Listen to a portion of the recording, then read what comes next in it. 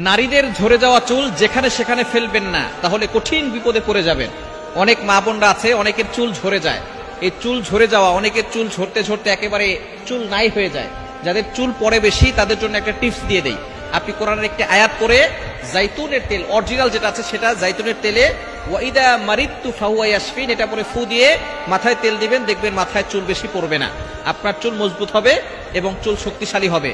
আপনি জাইতুনের ব্যাপারে আল্লাহ তাআলা নিজে কোরআন কারীমের ভিতরে আয়াত নাযিল করছেন, তিন ও জাইতুন, এই জাইতুন তেল আপনি মাথায় ব্যবহার করবেন। ওয়াইদা মারিতু ফাহুয়া ইয়াশফিন, এই দোয়াটা পড়ে কোরআনের একটি আয়াত করে আপনি ফু দিয়ে দিবেন।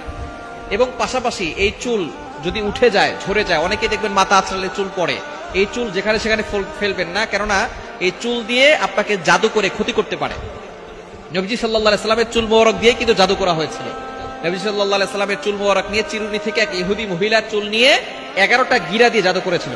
নবীজি সাল্লাল্লাহু আলাইহি সাল্লাম এত সুন্দর করে কথা বলতেন, কিন্তু যখন অসুস্থ হয়ে পড়লেন এই চুলের কারণে, জাদুর কারণে, ব্ল্যাক ম্যাজিকের কারণে, তখন তিনি কথাই বলতে পারতেছিলেন না। সাহাবায়ে কেরাম হতবাক হয়ে গেলেন, নবী সাল্লাল্লাহু আলাইহি ওয়াসাল্লাম কথা বলতে পারতেছেন না কেন?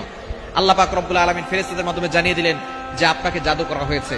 তখন দুইটা সূরা নাযিল হলো, সূরা ফালাক আর সূরা নাস। 11টি আয়াত আছে, 11টি আয়াত করে ফু দিয়েছেন, সাথে সাথে 11টি গিরা খুলে গেছে, নবী সাল্লাল্লাহু আলাইহি ওয়াসাল্লাম সুস্থ হয়েছেন। সুতরাং আপনার চুল নিয়ে কিন্তু কেউ আপনাকে জাদু করতে পারে। আপনার কাছের লোক, আপনার প্রতিবেশী, আপনার আত্মীয়স্বজন, আপনার দূরের লোক না, আপনার কাছের লোকরা কিন্তু আপনাকে ব্ল্যাক ম্যাজিক করতে পারে আপনার ক্ষতি করার জন্য। অনেক মেয়ের দেখবেন বিয়ে হয় না, বিয়ে বন্ধ হয়ে থাকে, এটা হচ্ছে জাদুর কারণ, ব্ল্যাক ম্যাজিকের কারণ। এজন্য চুল যেখানে সেখানে ফেলবেন না।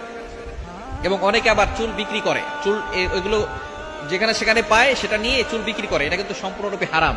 মানুষের অঙ্গের কোনো অঙ্গ বিক্রি করা হারাম, কেননা মানুষের অঙ্গ, প্রত্যেকটা অঙ্গ প্রত্যঙ্গ হচ্ছে সম্মানিত, এগুলো বিক্রি করা হারাম, জায়েজ নাই। সুতরাং আপনার চুল অন্যকে বিক্রি করতেছে, আপনি বিক্রি করতেছেন না, কিন্তু আপনি যে ফেলে দিচ্ছেন, আপনি তাকে ফেলে দিয়ে সহযোগিতা করতেছেন, সে যে বিক্রি করতেছে, এই জন্য আপনি গুনাহগার হবেন।